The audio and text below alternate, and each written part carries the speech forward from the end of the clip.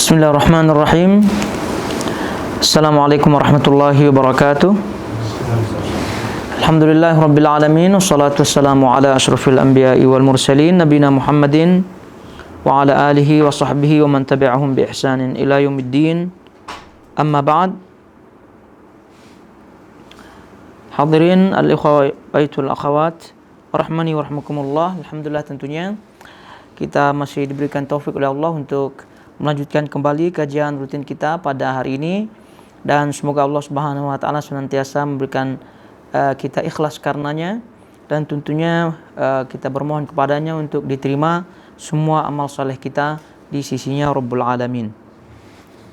Tapi langsung saja kita melanjutkan bahasan kitab Al-Masail Al-Jahiliyah, yang pada kajian kali ini kita akan masuk pada bahasan poin yang ke-53. Poin yang ke-53 daripada kitab Masail Al-Jahiliyah, yaitu di situ disebutkan Ats-Tsalitsatu wal Khamsun, permasalahan yang ke-53 daripada sifat-sifat jahiliyah. Jadi yang ke-53 daripada sifat-sifat jahiliyah, kata beliau di situ adalah i'malul hiyal al-zahirah wal batinah fi daf'i ma ja'at bihi ar-rusulu ka qawlihi wa makaru wa makarullah wa qawluhu ta'ala wa qalat ta'ifatun min ahli kitabi aminu billadhi unzila 'alal ladzina amanu wajhan nahar. Mereka mengadakan tipu muslihat. Yang ke-53 sekali lagi, mereka mengadakan tipu muslihat baik secara zahir, yaitu terang-terangan, atau batin, tersembunyi, di dalam menolak apa yang dibawa oleh para rasul, sebagaimana firman Allah Subhanahu wa taala dalam surah Al-Imran ayat 54, disebutkan di situ orang-orang kafir itu membuat tipu daya, wa makaru wa makarullah, tipu daya, dan Allah membalas tipu daya mereka itu. Lalu kemudian beliau juga menukilkan firman Allah Subhanahu wa taala juga dalam surah Al-Imran ayat 72. Di situ disebutkan segolongan lain daripada ahli kitab berkata kepada sesama ahli kitab, perlihatkanlah seolah-olah kamu beriman kepada apa yang diturunkan kepada orang-orang beriman, yaitu sahabat-sahabat Rasulullah SAW pada permulaan siang. Taib. Ini tentu adalah sifat-sifat ahlul jahiliyah. Sekali lagi kita ingatkan, ahlul jahiliyah ini mencakup semua siapa saja yang tidak beriman kepada Nabi SAW. Mau itu ahlul kitab dari golongan Yahudi atau Nasrani, atau orang-orang musyrikin penyembah berhala, ataupun orang majusi yang menyembah api, ataupun mungkin yang tidak ada agamanya. Jadi semua yang tidak sejalan dengan Nabi SAW masuk kategori jahiliyah dan masuk dalam pembahasan kitab ini. Nah, oleh karena itu kita kembali ingatkan bahwa membaca kitab ini untuk memperingatkan kepada kita agar kita tidak mengikuti sifat-sifat tersebut.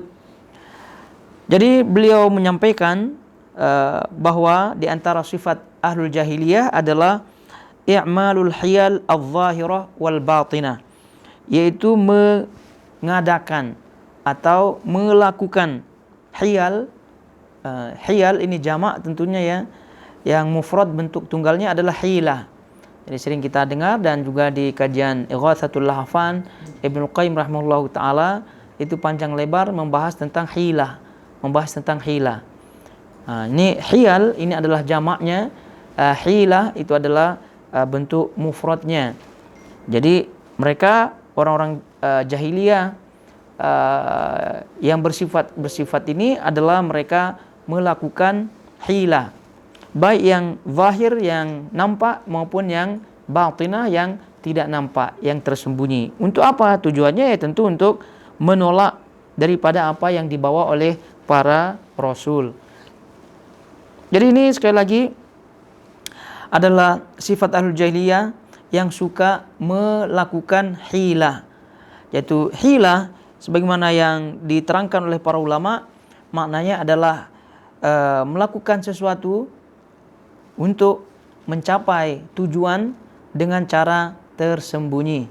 Itu kalau dilihat dari segi makna bahasa ya, daripada al-hilah, yaitu melakukan sesuatu untuk mencapai tujuan dengan cara tersembunyi. Oleh karena itu hilah ini mirip-mirip juga dengan al-khida, tipu daya, mirip juga dengan makar. Mirip juga dengan makar. Itu adalah tipu daya, makar, hilah. Itu mengait dengan cara yang khifyah, dengan cara yang tersembunyi. Maka hilah ini adalah melakukan sesuatu untuk mencapai tujuan dengan cara tersembunyi, dengan cara tersembunyi. Oleh karena itu kalau melihat daripada definisi ini, melihat daripada definisi bahasa daripada hilah ini, maka hilah ya tentu ada dua ya. Ada hilah yaitu melakukan suatu cara untuk mencapai tujuan dengan cara tersembunyi dalam rangka mencapai tujuan yang baik. Itu yang pertama. Ada juga dalam rangka mencapai tujuan yang buruk, mencapai tujuan yang buruk.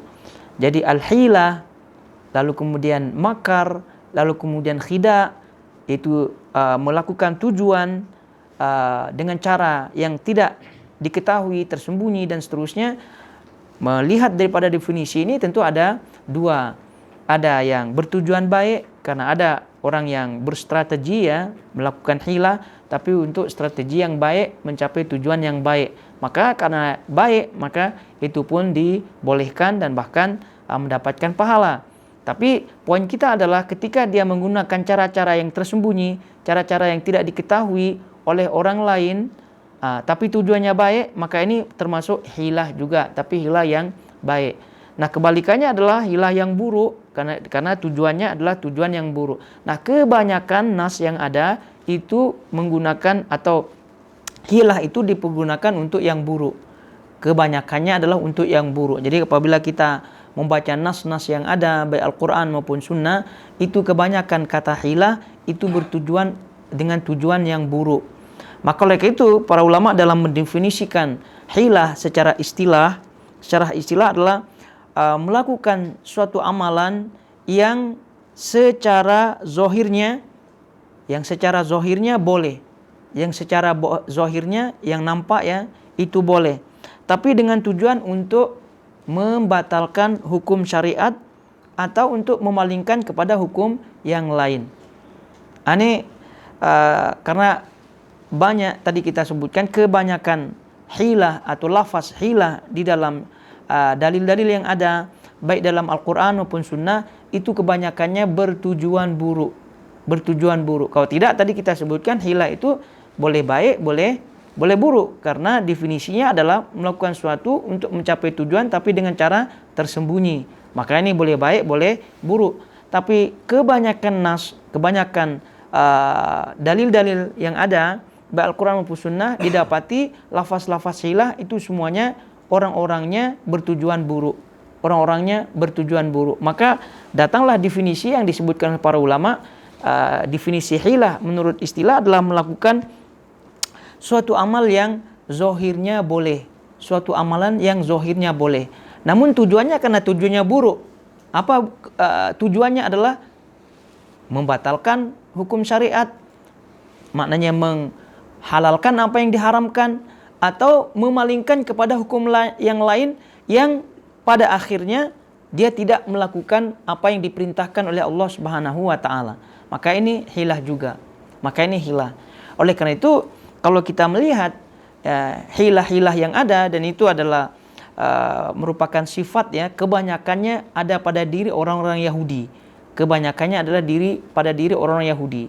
Dan kalau kita baca surah Al-Baqarah dan surah-surah yang lain daripada Al-Quranul Karim, kita mengetahui dari dahulu kala nenek moyangnya sampai sekarang itu memang ahli hilah semuanya. Itu Yahudi yang sekarang pun tengok hilahnya berbagai macam hilah. Ada yang nampak lah, ada yang tidak nampak lah, ada yang sudah terbukti, ada yang masih dalam perjalanan pembuktiannya dan seterusnya. Dan itu rupa-rupanya adalah memang sifat asal daripada orang Yahudi. Namun sekali lagi mereka pun masuk ke dalam golongan ahlu al-jahiliyah. Mereka itu beliau memperingatkan di sini penulis rahimahullahu taala agar jangan sampai kita memiliki sifat-sifat jahiliyah seperti ini. Nauzubillah min dzalik. Oleh itu bahwa Allah Subhanahu wa taala itulah pemilik syariat ya, dan ini kita tidak ragukan lagi bahwa Allah Subhanahu wa taala lah yang memiliki syariat. Kita tidak ragu lagi bahwasanya Allah Subhanahu wa taala hukum-hukumnya adalah hukum yang pasti untuk maslahat semuanya. Tidak ada hukum Allah Subhanahu wa taala yang memudaratkan umat manusia, tidak ada, dan Allah lah yang paling berhak menentukan segala-galanya. Itu kita sudah mengetahuinya. Maka diturunkannya para rasul itu adalah untuk ditaati. Ya ayyuhalladzina amanu athi'ullah wa athi'ur rasul wa ulil amri minkum. Ini adalah ayat yang masyhur sekali yang kita sering dengar dan bahkan kita hafal, menunjukkan bahwasanya kita wajib taat kepada Allah, wajib taat kepada Rasul. Syahadat kita juga konsekuensinya adalah taat kepada Allah, taat kepada Rasul. Asyhadu an la ilaha illallah, asyhadu anna Muhammadar Rasul. Itu adalah konsekuensi semuanya. Maka datang cara-cara seperti ini ya tentu adalah cara-cara yang dilaknat oleh Allah Subhanahu wa taala. Karena dengan niatnya, dengan caranya yang tersembunyi konon, maka secara langsung maupun secara tidak langsung dia telah tidak taat kepada Allah dan tidak taat kepada Rasulullah Shallallahu Alaihi Wasallam. Jadi ayat-ayat terkait dengan taat kepada Allah, taat kepada Rasulnya tentu banyak sekali nas-nas yang ada, dan ini semua insya Allah kita fahami insya Allah. Namun kita sekarang poinnya adalah hilahnya ini, di mana mereka orang-orang Yahudi, orang-orang jahiliyah ini banyak bersifat dengannya. Jadi tadi kita sebutkan definisinya ya, baik secara bahasa maupun secara istilah kita baca. Lalu kemudian Nabi SAW juga di awal-awal telah mengingatkan ya, kata beliau SAW dalam hadisnya, la tartakibu ma irtakaba al-yahud. Janganlah kalian melakukan sesuatu yang pernah dilakukan oleh orang-orang Yahudi. Apa itu? Bukan adalah hilah ini.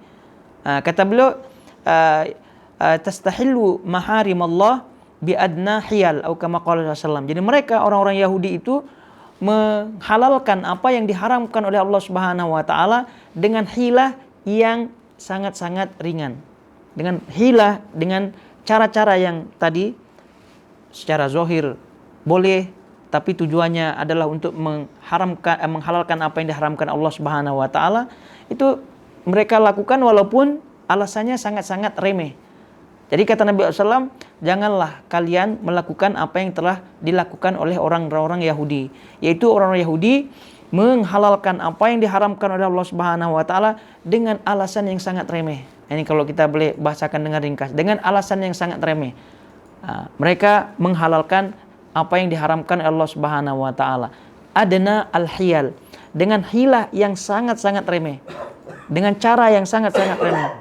Tapi ya karena nafsu telah menguasai, tujuan-tujuan buruk telah menguasai, walaupun jelas hilah tersebut ya masih juga sebagian orang terpedaya, terperosok dan masuk ke dalam perangkap tersebut. Naudzubillah min dzalik. Jadi kalau kita melihat tadi ya, kita sebutkan definisi daripada al-hilah dari segi bahasa maupun dari segi istilah. Namun poinnya adalah dari segi istilah tadi ya, bahwa melakukan suatu amal yang zahir ya, amal yang zahirnya boleh namun dengan tujuan yang tidak benar. Tujuannya adalah untuk menghalalkan apa yang diharamkan oleh Allah Subhanahu wa taala atau membolehkan apa yang tidak dibolehkan oleh Allah Subhanahu wa taala. Nah, kalau kita melihat secara umum ya, dari definisi ini secara umum hal-hal yang dilakukan oleh orang-orang yang pelaku hilah ini ya, hilah apa bahasa kita dengan mudahnya ya, tipu-tipu lah ya. Ya, tipu daya, tipu-tipu lah. Tapi ya kita perhatikan definisinya lah tadi kan. Jadi kalau kita melihat adalah karena disebutkan tadi yang melakukan suatu amalan yang zahirnya boleh, namun dengan niat yang buruk tadi. Jadi lafaz melakukan amalan yang secara zahirnya boleh, yang namanya lafaz boleh kan luas ya. Ada suatu amalan yang memang pada dasar hukumnya adalah boleh, maka itu yang kita sering mendengarnya dengan istilah mubah ya, dengan istilah mubah. Ada amalan yang boleh, namun itu adalah bentuk perintah ya, bentuk perintah, tapi perintahnya tidak wajib. Maka itu yang sering kita dengar sunnah. Ada amalan ya, ada amalan yang bentuknya perintah namun itu wajib. Maka amalan yang mubah, amalan yang sunnah, amalan yang wajib, ini boleh diputarbalikkan oleh orang-orang yang hilah ini. Ya, awalnya mereka melakukan, misal ya 3 tadi kita sebutkan, misal yang mubah ya. Mereka melakukan amalan-amalan yang mubah, jadi pada zahirnya mubah, gitu kan? Tidak wajib, tidak sunnah, tapi yang mubah boleh. Tapi pada ujungnya untuk menghalalkan apa yang diharamkan oleh Allah Subhanahu wa taala. Contoh, nih pada bulan Ramadan. Pada bulan Ramadan gitu kan, karena dia tidak mau puasa, hanya sengaja dia safar. Safar kan boleh, safar itu hukumnya. Tidaklah sunnah safar ya, kecuali kalau umroh apa dan seterusnya kan. Ini sengaja dia safar boleh, safar untuk ya pergilah. Dan dia tahu safar itu adalah membolehkan untuk tidak berpuasa, maka Allah Maha tahu atas niatnya. Ini juga bagian daripada hilah dalam bab melakukan suatu amal yang zahir, namun zahirnya itu memang dibolehkan pada asalnya. Tapi tujuannya apa? Tujuannya untuk ya menghalalkan apa yang diharamkan Allah Subhanahu wa taala. Atau mungkin dia safar ya, tapi setelah dia safar, datang di tempat safarnya, dia bermaksiat kepada Allah Subhanahu wa taala. Alasan saja kepada keluarganya gitu kan, pergi bisnis gitu kan, kemana, ke Thailand misalnya, bisnis ada, meeting dan seterusnya. Tapi rupa-rupanya itu alasan hilahnya supaya jauh daripada keluarga dan tidak nampak maksiatnya. Itu juga masuk bagian ini, melakukan suatu hal yang mubah ya, namun tujuannya adalah menghalalkan apa yang diharamkan oleh Allah Subhanahu wa taala. Yang sunnah contohnya apa? Ya banyak juga contohnya. Ya contohnya adalah menikah Cina buta, muhallal gitu kan? Cina buta bahasanya kita. Artinya ada deal-dealan lah gitu kan? Ada deal-dealan dengan mantannya yang dahulu kala itu, yang telah ditalaknya 3 kali, sehingga kan kalau ini namanya perempuan yang sudah talak 3 kali kan tidak boleh dinikahi sebelum dia menikah lagi, lalu kemudian dicerai dengan cerai yang normal, dan kemudian barulah bekas daripada suami yang cerai tadi baru dia menikahi. Artinya proses panjang lah. Ini dia tidak mau proses panjang dia, begitu kan? Akhirnya ya dia bekerja samalah dengan temannya kan. Ya sudahlah kamu nikah saja sementara gitu, ya udah nanti cerai, begitu. Ini kan hilah. Tapi awalnya sunnah menikah apa hukumnya? Ya sunnah kan? Sunnah. Tapi awalnya melakukan sesuatu yang zahirnya sunnah gitu kan. Kalau tadi contoh mubah ya, zahirnya mubah, namun pada akhirnya ya ujungnya menghalalkan apa yang diharamkan Allah. Nah ini juga sunnah gitu kan, sunnah tapi ujung-ujungnya adalah menghalalkan apa yang diharamkan Allah Subhanahu wa taala. Ini hilah juga. Yang wajib ya banyak juga contohnya yang wajib. Contohnya bayar zakat gitu kan, bayar zakat wajib lah, zakat gitu kan. Tapi karena dia tidak mau membayar zakat, hilahnya apa? Sebelum haulnya tiba, sebulan sebelum haulnya tiba, itu macam-macam lah dibeli oleh dia kan. Beli properti lah, beli kendaraan lah, sehingga nisabnya berkurang, akhirnya ya tidak wajib lah jadinya zakat. Ini pun hilah juga. Ada juga yang ya berpandai-pandai lah hilahnya kan. Ketika Ramadan tidak boleh berhubungan suami istri, dan itu kafarohnya banyak gitu kan, kafarohnya. Jadi untuk hilang kafarohnya, ada juga sebagian yang berhilah sengaja minum khamar terlebih dahulu, atau membatalkan puasa terlebih dahulu dengan hal-hal yang haram, hal-hal yang halal gitu kan. Kalau tadi khamar ya haram ya, yang tadi yang halal dia udah batal dulu gitu, kemudian baru kepada istrinya, kan udah batal dulu kan, baru ini dan seterusnya. Atau tadi sengaja memabukkan diri, sehingga alasannya kan kalau mabuk kan tidak ada hukumnya, hilang akalnya, sehingga dia melakukan hal-hal yang tidak tidak dibolehkan oleh Allah Subhanahu wa taala. Masuk dalam kategori ini juga riba dengan cara-cara yang ada riba nih. Kebanyakan cara awalnya adalah yang diharamkan oleh Allah Subhanahu wa taala, akad-akadnya begitu kan, itu udah sudah diharamkan atau tidak dibolehkan oleh Allah Subhanahu wa taala, namun dilakukannya juga. Inilah dia terkait dengan hilah, dan itu banyak sekali kalau kita melihat contoh-contohnya. Sehingga Ibnul Qayyim tadi kita sebutkan dalam kitabnya Ighatsatul Lahfan membahas panjang lebar, karena ini terkait dengan makaid syaitan, terkait dengan tipu daya syaitan yang dengannya syaitan menipu anak Adam. Jadi orang-orang jahiliyah sejak dahulu kala yang memang tertipu oleh syaitan. Oleh karena itu jamaah semua yang dirahmati Allah Azza wa Jal, kembali kepada diri kita, jujur kepada diri kita, kemudian jujur kepada Allah Subhanahu wa taala. Sekali lagi itu adalah keselamatan.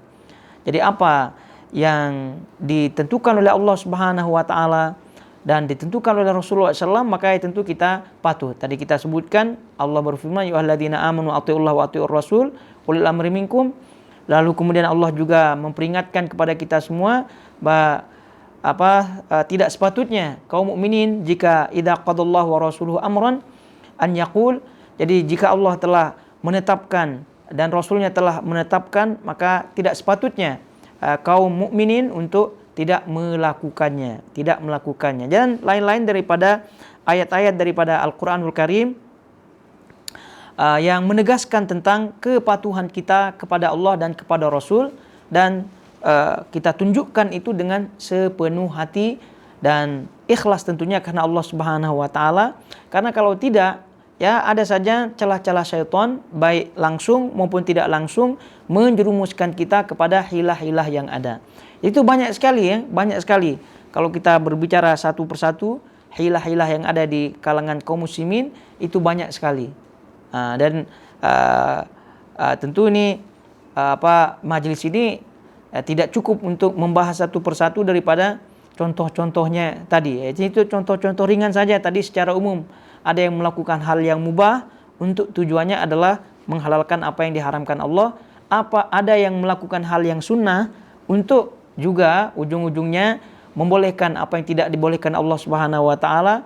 Ada melakukan suatu hal yang wajib ya, untuk melakukan suatu yang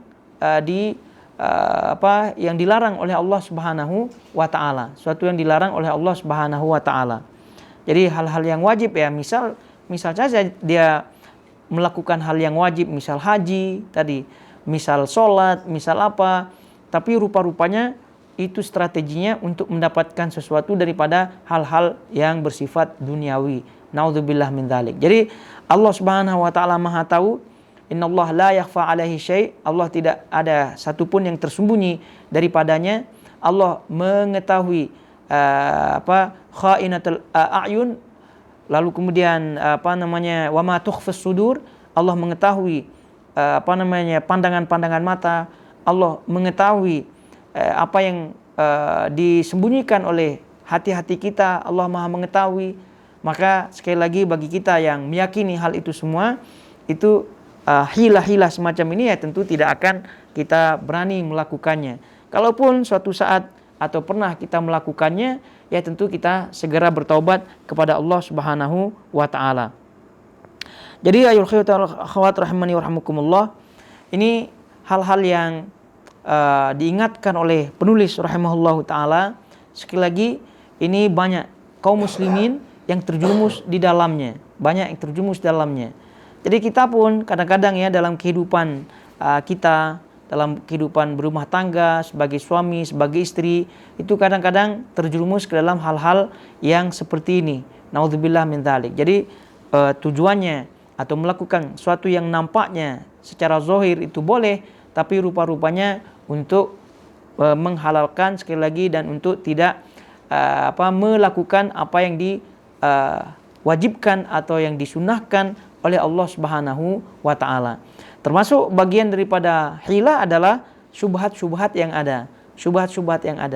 Termasuk bagian daripada hilah adalah mengambil pendapat-pendapat ulama yang lemah, mengambil pendapat ulama-ulama yang lemah dengan alasan ikhtilaf di kalangan ulama. Jadi dengan alasan tidak ada tidak ada kesalahan ya, atau tidak saling menegur ya dalam bab khilaf. Jadi dalilnya adalah ikhtilaf di kalangan para ulama. Jadi mengambil pendapat yang lemah padahal sudah jelas ada dalil-dalil yang kuat di situ, lalu kemudian mengambil pendapat yang lemah hanya karena alasan ikhtilaf di kalangan para ulama, maka ini termasuk bagian daripada hilah. Itu melakukan ya secara zahir boleh, tapi rupa-rupanya untuk tidak melakukan sesuatu yang memang sudah jelas ada dalil-dalilnya. Dan begitu banyak di antara kaum muslimin yang masih terjatuh ke dalam hal-hal seperti itu. Jadi mereka ya tadi ya, apalagi ada sebagian yang memang sengaja motivasinya adalah untuk mencari-cari pendapat yang paling ringan di antara pendapat-pendapat yang lain. Mencari-cari pendapat-pendapat yang membolehkan, sekira-kira membolehkan. Maka ini yang disebut oleh para ulama tatabbu' ar-rukhas namanya, tatabbu' ar-rukhas, mencari-cari rukhsah, keringanan, mana pendapat yang paling ringan. Itu yang dia cari. Ditanya fatwa fulan daripada ulama, tidak boleh. Ditanya pula pendapat fulan daripada ulama, ikhtilaf ini di kalangan para ulama, tapi rojihnya adalah tidak boleh. Berarti dia belum puas lagi. Ditanya lagi yang ketiga, ikhtilaf dengan para ulama, yang rojih adalah boleh. Ini dia. Itu yang dicari. Maka ini namanya tatabbu' ar-rukhas namanya.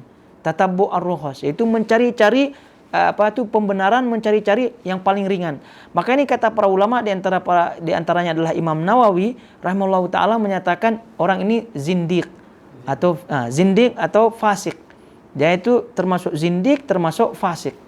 Jadi orang-orang seperti ini dalam keadaan bahaya karena ini adalah hilah yang nyata di dalam syariat, dan itu adalah biasanya sekali lagi perilaku orang-orang Yahudi.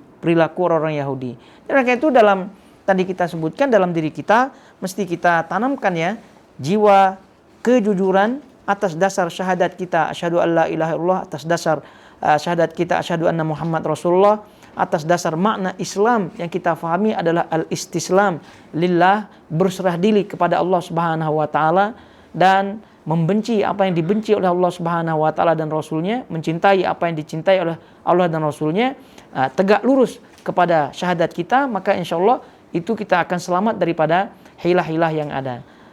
Karena syaitan ar-rajim ya tentu melakukan tipu dayanya untuk menipu Bani Adam itu dengan cara-cara seperti ini. Melihat keadaan kita, mana yang kita sukai, mana yang kita tidak sukai, mana arah kecondongan pemikiran kita, itu dia pelajari, lalu kemudian dia jerumuskan kita ke dalam hal-hal yang secara tidak langsung. Jadi hilah ini tadi kita sebutkan menggunakan cara-cara yang awalnya dibolehkan, namun ujungnya untuk melakukan sesuatu yang tidak dibolehkan. Maka dalam ini kita ingat banyak kaidah-kaidah para ulama ya yang terkait dengan hal ini. Misal ada kaidah al-wasilatu laha ahkam al-maqasid atau al-wasail laha ahkam al-maqasid. Wasilah-wasilah yaitu cara-cara itu sama hukumnya dengan tujuan. Ini adalah bagian daripada kaidah yang disebutkan oleh para ulama untuk mematikan hilah ini. Karena hilah ini kan awalnya perbuatannya baik, gitu kan? Perbuatannya baik. Ada yang mubah asalnya, tadi kita contohkan, ada yang sunnah asalnya, ada yang wajib asalnya bahkan, begitu kan? Tapi ini rupanya adalah wasilah dia, gitu kan? Perantara dia, jembatan dia, ibaratnya batu loncatan ya. Batu loncatan dia untuk dia meloncat kepada sesuatu yang tidak dibolehkan. Maksud tujuan utamanya adalah yang tidak dibolehkan. Maksud tujuan utamanya adalah sesuatu yang diharamkan. Namun melalui wasilah jembatan batu loncatan ini. Maka masuk dalam kaidah tadi al-wasail laha ahkam al-maqasid. Maka wasilah-wasilah, batu loncatanlah namanya, jembatanlah namanya, caralah namanya, sama hukumnya dengan tujuannya tadi. Nah, maka kalau tujuannya itu haram, maka wasilahnya pun hukumnya haram. Kalau kalau tujuannya itu baik, maka tujuannya pun baik. Nah, ini kaidah ini ya tentu dikeluarkan daripada banyak nas ya. Salah satunya adalah innamal a'malu binniyat, innamal a'malu binniyat. Nah, jadi kaidah-kaidah fikih yang ada dikeluarkan daripada nas-nas yang sudah jelas. Namun karena kita orang-orang awam ya, susah mau mengeluarkan kaidah daripada nas padahal sudah jelas ya.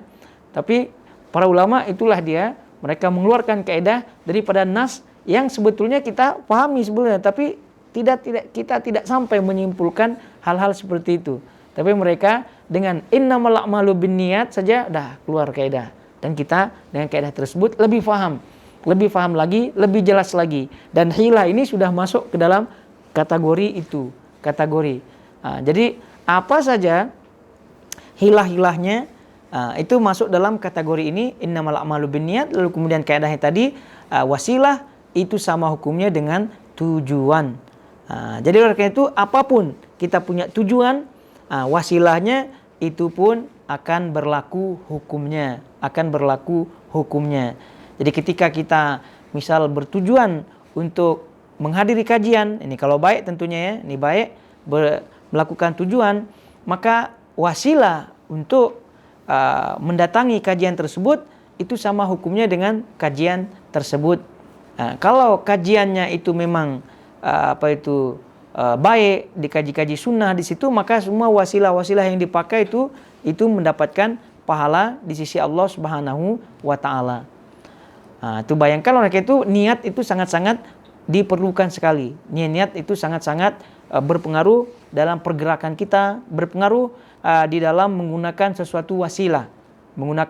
Jadi apa? Kalau tujuan kita itu baik, maka jangan pernah irit ya untuk berniat menggunakan wasilah tersebut mencapai tujuan yang baik tadi.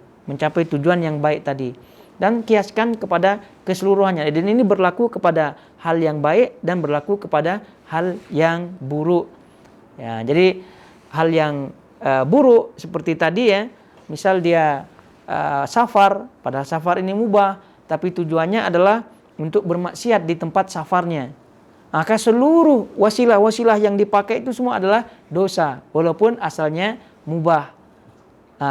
Begitu juga dengan yang nikah Cina buta tadi kan. Nah, tujuannya adalah Cina buta nikah gitu kan, nikah Cina buta tadi. Tapi wasilahnya Masya Allah sunnah gitu kan. Betul-betul maksudnya menikah ada akadnya begitu kan, dan bahkan ada penghulunya gitu, ada kadinya, dan kadi itu pun siap dengan nasihat an-nikahu min sunnati gitu kan, nikah itu adalah sunnahku kata Nabi SAW, kata kodi ini, kata penghulu ini, wa man raghiba an sunnati falaysa minni, barang siapa yang tidak suka dengan sunnahku maka bukan daripada golonganku. Itu nasihat yang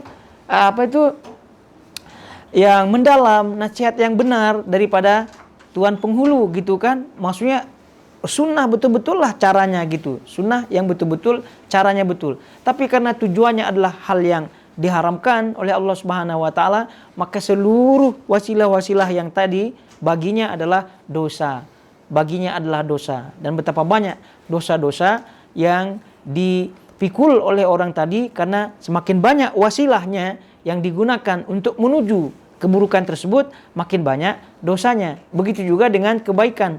Semakin banyak wasilah-wasilah yang dipakai untuk menuju kebaikan tadi, maka semakin banyak pula pahalanya biidnillahi ta'ala. Oleh karena itu, ini adalah kaidah ya, kaidah yang bisa kita ingat dan kita pergunakan secara menyeluruh dalam kehidupan kita. Seperti tadi kita sebutkan, kalau kita sebutkan satu-satu ya, itu banyak sekali. Hatta ya alhamdulillah setiap kajian kita nih ada yang masak begitu kan. Ini anggaplah ini wasilah juga nih.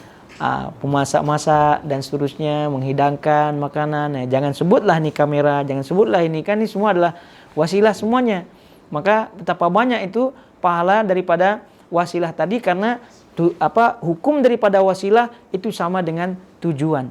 hukum daripada wasilah itu sama daripada tujuan tadi, dengan syarat niatnya mesti lillahi ta'ala untuk mendapatkan pahala Allah Subhanahu wa ta'ala.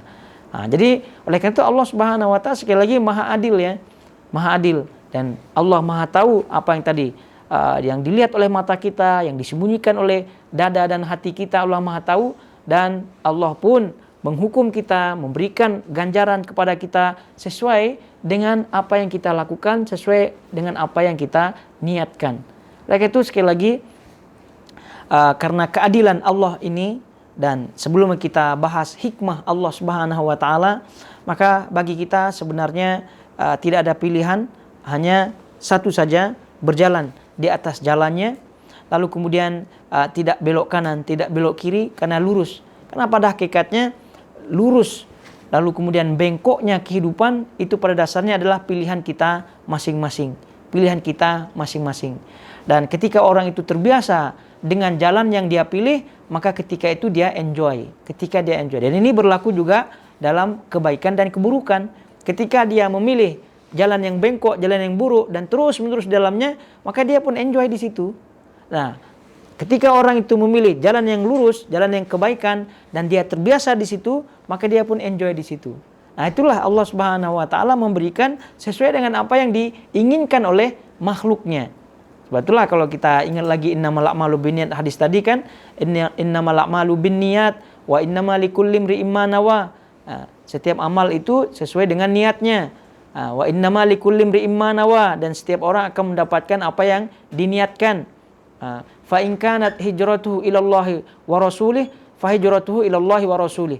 Jika hijrahnya itu dengan niat untuk mendapatkan lillahi ta'ala dan rasulnya, maka Allah pun akan memberikan dia sesuai dengan niat tadi, lillahi ta'ala dan untuk rasulnya, yaitu pahala akhirat.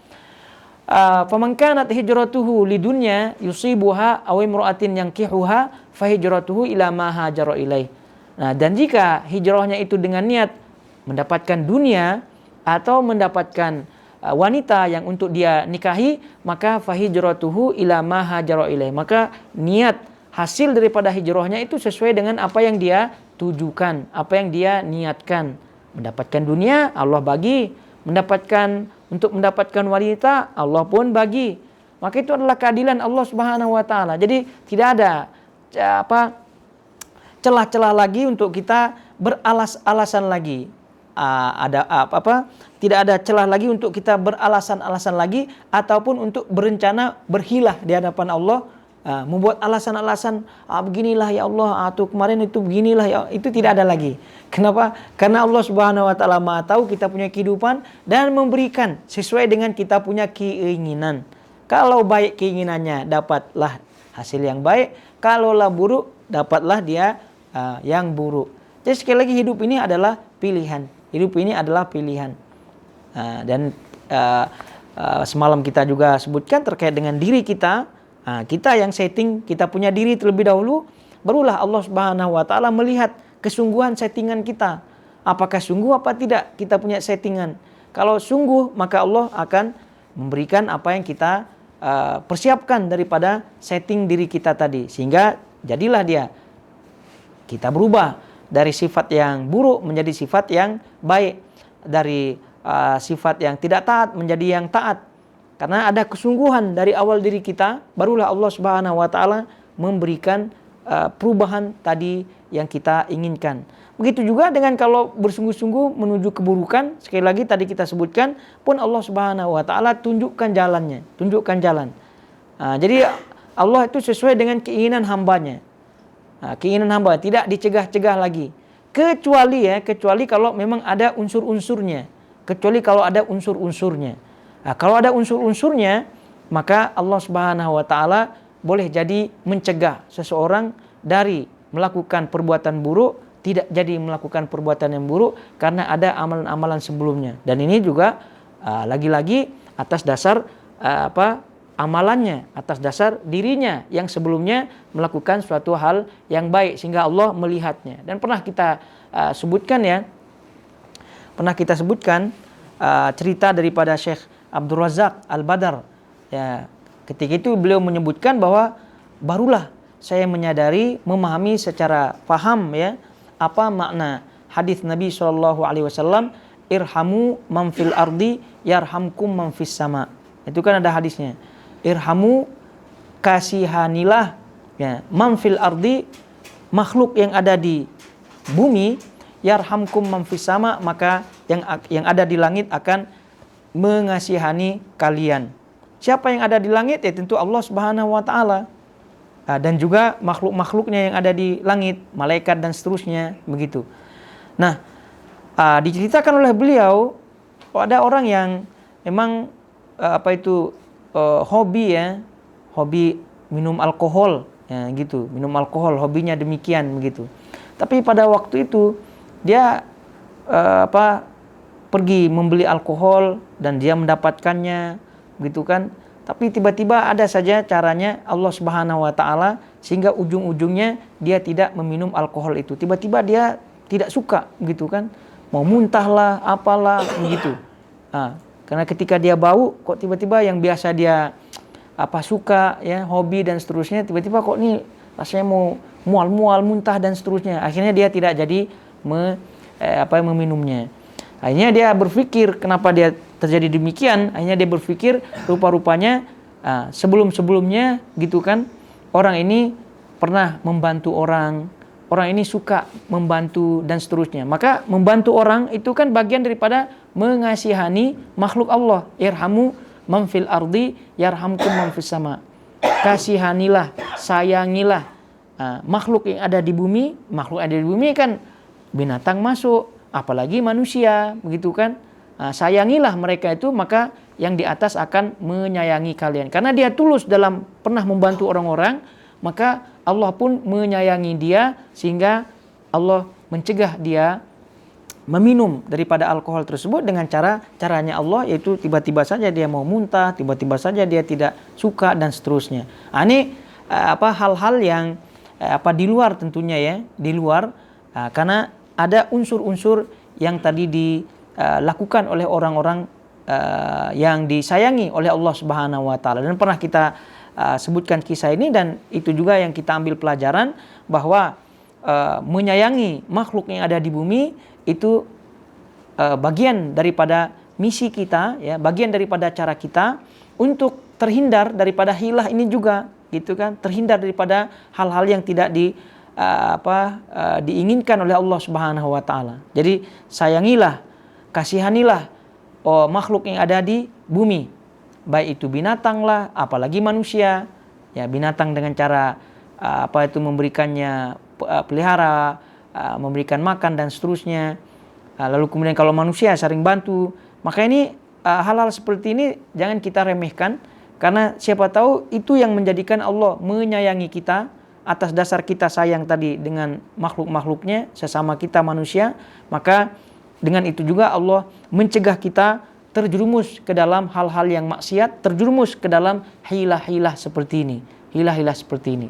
Jadi sekali lagi niat sangat berpengaruh, lalu kemudian tujuan kita juga sangat-sangat berpengaruh, lalu kemudian ya kita mengambil sebab-sebab agar terhindar daripada hilah-hilah semacam ini. Karena sekali lagi contohnya ini tidak terbatas ya, contohnya ini tidak terbatas. Jadi cukuplah tadi pegang definisinya, cukuplah tadi pegang kaedah yang tadi disebutkan, maka insya Allah kita akan fahami. Jadi karena banyak sekali hilah-hilah yang ada. Ada sebagian orang yang supaya tidak mendapatkan, tidak mau misal istrinya mendapatkan warisan sebelum dia mati, dia talak dulu, gitu kan. Ada juga hal-hal seperti itu. Dia sakit gitu ya, karena dia tahu nih sakitnya udah parah, tetapi dia tidak suka salah satu ahli warisnya, dia wasiat misalnya, dan seterusnya. Jadi ini adalah bagian daripada hilah, dan sekali lagi banyak sekali langkah-langkah yang ada, baik kehidupan rumah tangga, baik kehidupan pekerjaan kita, misal di kantor dan seterusnya, ya banyak sekali ya hilah-hilah yang dilakukan oleh orang-orang yang ya masih tidak diberikan taufik oleh Allah Subhanahu wa taala. Oleh karena itu sekali lagi hadirin semuanya yang dirahmati Allah Azza wa Jalla, untuk mencegah diri kita daripada hilah tersebut, adalah diantaranya tadi ikhlas lillahi ta'ala, meyakini Allah maha mengetahui apa yang zahir dan juga apa yang batin daripada diri kita. Lalu kemudian juga meyakini bahwasanya keselamatan ada pada menjalankan syariat tersebut. Yakinlah syariat Allah Subhanahu wa taala tidak ada yang memudaratkan kita, dan yakinlah kalau kita melakukan syariat tersebut pasti terbaik untuk kita. Lalu kemudian juga ya lagi-lagi pilihlah lingkungan yang baik, karena kadang niat yang tulus saja tidak cukup. Lalu kemudian ilmu saja tidak cukup ya. Tapi pilih lingkungan, karena kalau lingkungannya baik ya kadang ada niat buruk, tapi karena teman baik, lingkungan yang baik, akhirnya tidak jadi melakukan yang buruk. Ini alhamdulillah. Tapi ada juga yang sebaliknya, niatnya baik, niatnya tulus, masya Allah, orangnya ikhlas, orang yang baik, tapi lingkungannya buruk, dia pun buruk juga. Sebelumnya dia tidaklah pandai-pandai berhilah-hilah gitu kan, akhirnya karena banyak diskusi dengan kawannya, oh ya juga ya begitu, akhirnya dia pun mempraktikkan hilahnya dan anehnya berhasil pula ya. Satu kali berhasil, dua kali berhasil, akhirnya menjadi hobi. Itu, dan ini adalah tentunya adalah jebakan syaitan ya. Ini adalah tipu daya syaitan, karena syaitan ini luar biasa. Ini tapi ini contoh hal mubah ya. Ini ada misalnya ada ahli-ahli pemancing ya di sini kan. Itu biasanya dalam mengajak, menurut riwayat gitu kan, biasanya untuk mengajak orang yang baru mancing mudah saja gitu kan. Suruh saja dia mancing. Itu kebanyakan yang pertama katanya pasti dapat itu. Dapat ikan pertama. Akhirnya ujung-ujungnya hobi juga mancing jadinya. Itu contoh ringan lah kan. Itu ini bab yang mubah. Tapi begitulah juga bab-bab yang lain, begitu kan. Syaitan itu pandai melihat peluang, itu pandai. Jadi oleh itu sekali lagi dalam kehidupan kita ini tentu syaitan tidak akan pernah melepaskan kita begitu saja, pasti akan menjerumuskan kita dalam tipu dayanya. Salah satunya adalah dengan hilah-hilah semacam ini. Jadi tadi kemudian ya setelah pilih lingkungan, ya tentu perdalam ilmu ya, supaya kita tahu mana yang benar, mana yang salah, mana yang betul-betul sesuai dalil, mana yang tidak. Karena bagaimanapun ilmu ini sangat-sangat berpengaruh.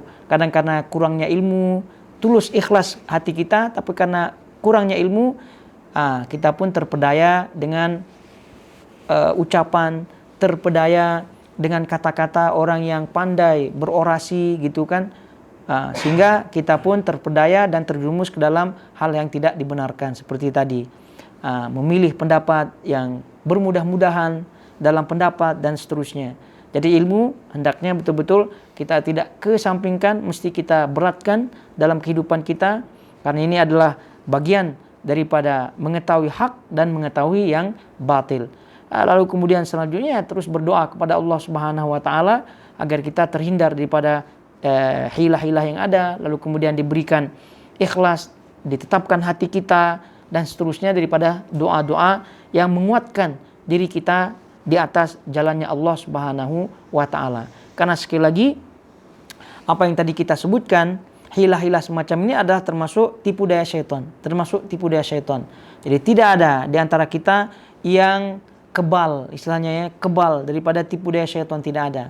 Tidak ada yang maksum, tidak ada. Setinggi ilmunya, sebanyak-banyak titlenya, itu tidak ada yang kebal. Imannya konon Masya Allah besar luar biasa, tidak ada. Jadi yang maksum hanya Nabi SAW. Itu pun kadang secara manusiawi beliau pernah tergelincir, tapi karena beliau Nabi, itu diluruskan langsung oleh Allah Subhanahu wa taala bentuk kemaksuman beliau daripada kesalahan dan daripada dosa. Namun setelah beliau SAW tidak ada lagi istilah maksum.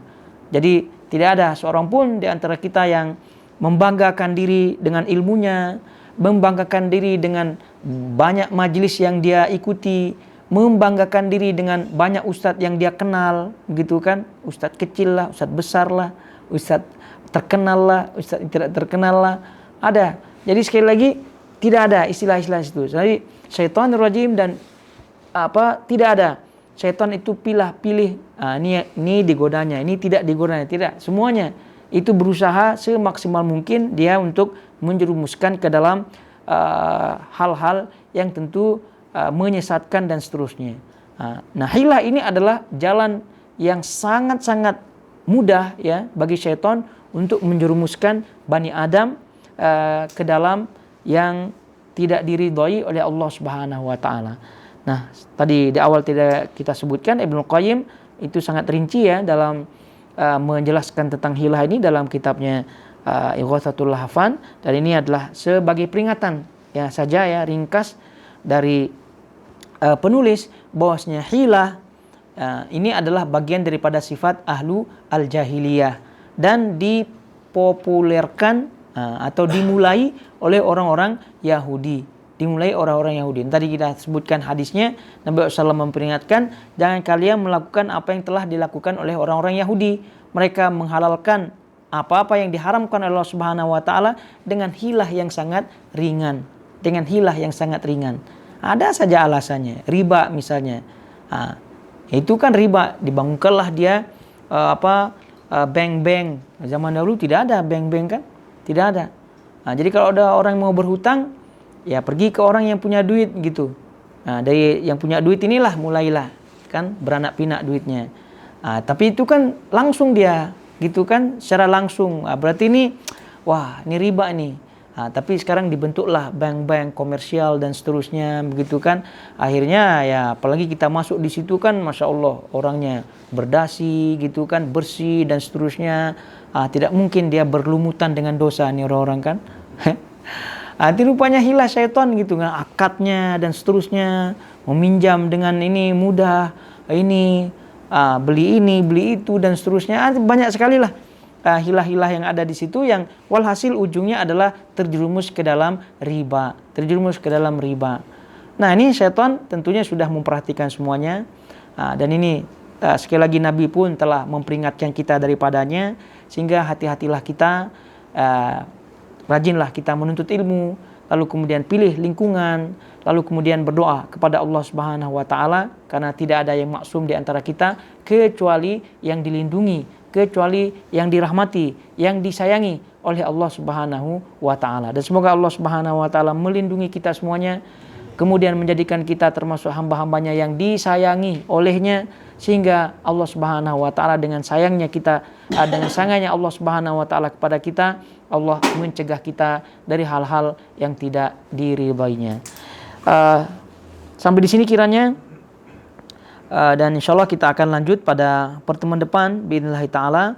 Wa sallallahu ala nabiyina Muhammad wa ala alihi washabbihi wasallam. Wassalamualaikum warahmatullahi wabarakatuh.